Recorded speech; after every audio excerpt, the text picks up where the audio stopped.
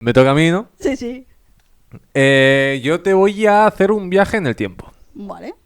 Porque nos vamos a quedar en España, Ujú. pero vamos a viajar unos cuantos años atrás a más o menos, no, más o menos no, a justamente el 6 de noviembre de 1975 en el Teatro Alcalá Palace, que se sitúa en Madrid, Ujú.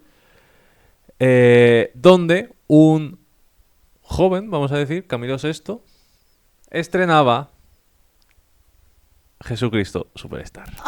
Ay, Dios mío. ¿Cómo Eh, sabes los temas que me gustan, tío? la obra fue dirigida por Jaime Azpilicueta, ¿vale? Ujú. María Magdalena, bueno, Camilo Sesto hacía de Jesucristo, por si alguien no lo sabe, porque igual nos vende fuera de España. Mm. María Magdalena la hacía Ángela Carrasco Sí. y Judas lo hacía Teddy Bautista, Ujú. ¿vale? El espectáculo, el musical, fue todo un éxito que duró casi 5 meses, ya te explicaré por qué, y terminó el 28 de marzo de 1976. O sea, 2 semanas antes de morir Franco empiezan ellos a hacer el este. Qué bestialidad. Pero para llegar aquí vamos a tener que retroceder un poquito más, hasta Ujú. 1971, justamente el 12 de octubre de 1971, Día del Pilar, aunque a estos les da igual porque nos vamos al extranjero, porque se estrenó Jesucristo Superstar, el musical original hecho por Andrew Lloyd Webber y Tim Rice. Ujú. Se estrenó en Londres, duró 8 años, lo que es igual a 3.358 funciones. Allí fue donde nuestro joven Camilo Sesto fue a Londres, una de estas funciones, antes de 1975 obviamente, y vio el musical Jesucristo Superstar y dijo, esto tengo que meterlo en España como sea. No, pero dijo, ese quiero ser yo. Es que es una diva. Bueno, era. Era una diva. Y su hija es también una diva. O sea, me encanta. Eh, pero para eso nos vamos a retroceder un pelín más. Mm. Porque el origen de Jesucristo Superstar está en un disco. Mm. Es precisamente cómo nace. Porque era muy caro hacer un musical y no querían hacer un salto presupuestario demasiado grande, demasiado arriesgado para luego comerse una Un M. mierda porque se metían con la iglesia. No se metían específicamente con la iglesia, Pero pero sabemos sí que era cómo es una historia España. transgresora. No, de Claro. España, y te estoy hablando del musical original. Sí, sí. Estamos aún en el original. Mm. Así que Andrew Lloyd Webber y Tim Rice, que Andrew Lloyd Webber, igual te suena el nombre, Sí, un poco. porque es el que hizo el musical de trenes Starlight Oh, Express, e hizo Cats, obviamente también, e hizo Evita con Tim Rice, es una una pareja diva. que trabajó muchas veces juntos. Ujú. Eh, Surgió en 1970 un disco que llamaron Jesucristo Superstar, cantado por el... Se me olvida el nombre, lo tengo apuntado y no lo encuentro.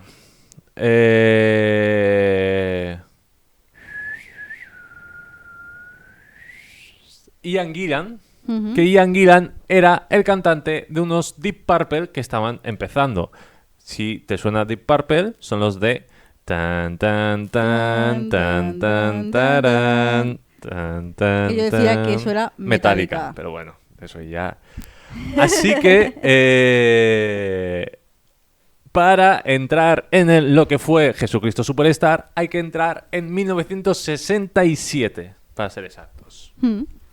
Tim Rice y Andrew Lloyd Webber habían hecho Joseph and the Amazing Technicolor Dreamcoat, que era una obra musical, y que fue un éxito. Así que decidieron hacer el siguiente. Y como he dicho, no querían arriesgarse, así que hicieron un disco que iba a ser una ópera rock. Mm. Esta ópera rock iba a estar ambientada en la historia de la muerte de Jesucristo y iba a estar cantada, como he dicho, por Ian Gillan con la Grease Band, que es la banda que acompañó a Joe Cocker en el Woodstock, Joder. que son básicamente Henry McCulloch en la guitarra, Neil Hubbard en los teclados, Alan Spencer en el bajo y Bruce Rowland en la batería. El disco se editó el 27 de octubre de 1970, obteniendo muchísimo éxito, a pesar de que fue censurado en la BBC. Y aquí Joder. empezó todo. Un año más tarde, como he dicho, el 12 de octubre, se estrenó en Broadway. Pero aquí ya no estaba Ian Gillan, porque estaba con la banda de los Deep Purple, que ya empezaban a tener un poquito más de fama, porque cuando hizo el disco no tenían nada aún. Y por problemas de horarios y de conciertos no podían. Y luego, en 1973, antes del musical de España, también salía una película en el que en vez de Ian Gillan lo haría Ted Neely, porque Ian Gillan sí que estaba disponible, pero pretendía cobrar 250.000 libras. Y Bueno. dijeron que lo haga otro. Ya, la verdad que sí. Cuando ya aprietas tanto la tuerca, a lo mejor no hay que apretarla tanto. En entrevistas posteriores, tanto Andrew Lloyd Webber como... Bueno, en realidad Andrew Lloyd Webber solo contó que toda esta obra, todo este disco conceptual, que luego se convertiría en musical, que luego se convertiría en película y que saldría a un montón de países, se inspiraron en un verso de Bob Dylan en una canción llamada With God in Our Side, en el que dice, traducido obviamente, no canta en español este hombre, que ¿es acaso Judas Iscariote? No, es que acaso Judas Iscariote no tenía a Dios de su lado. Y ahí es donde le surgió un poco esta historia de qué pasaría, qué pasó por la cabeza de Judas para traicionar a Jesús.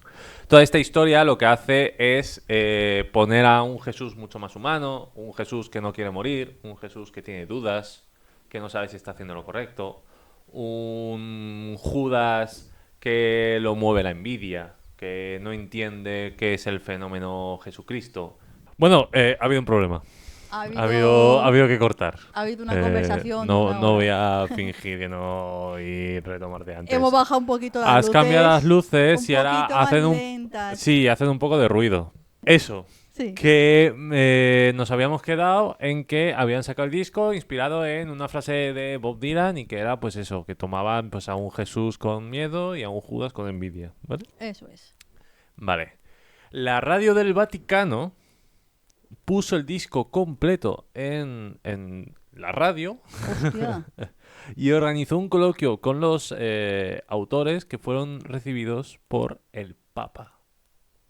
No me ha apuntado qué Papa era, no lo miraba, Pues, será Juan Pablo II, imagino. Juan Pablo II, probablemente, 1970. porque era un poquito más abierto en ese aspecto. El disco y el musical contó con la bendición vaticana, pero aún así había sectores más rígidos de la religión, de la iglesia, que no les seguía sin convencer. Así que ahora sí hemos contado un poquito lo que es Jesucristo Superstar, que se hizo primero un disco, luego un musical, luego una peli, que la peli es mucho más hippie y se ve como más setentera, perdón. Y llegamos a 1975, cuando Camilo VI va a Londres, ve la actuación, ve el musical y dice: yo esto lo tengo que llevar a España. Y como era de esperar, ningún productor quiso invertir en esto. Aún así, Camilo VI no cesó. Así tuvimos Jesucristo Superstar, spoiler para absolutamente nadie. Entonces, él contó que pagó todo de su bolsillo. Depende de la entrevista y depende del momento que lo pillaras. Él decía una cosa o decía otra, ¿vale? Él dijo en su momento que él había pagado 12 millones de pesetas de la época. No sé cuántos euros son. Muchísimos. Pero son 12 millones de 12 millones de pesetas de la época, que luego cambió. En otras ocasiones han dicho que eran 17 millones, pero en otras él dijo, se rectificó y dijo que llegó a gastar más de 3 veces la cifra que había dicho. Es decir, unos 36 millones de pesetas. Una bestialidad. Una completa bestialidad.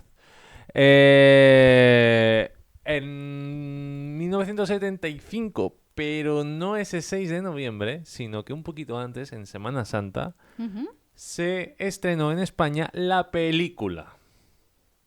Que, pues como era de esperar, que llegan un poquito más tarde.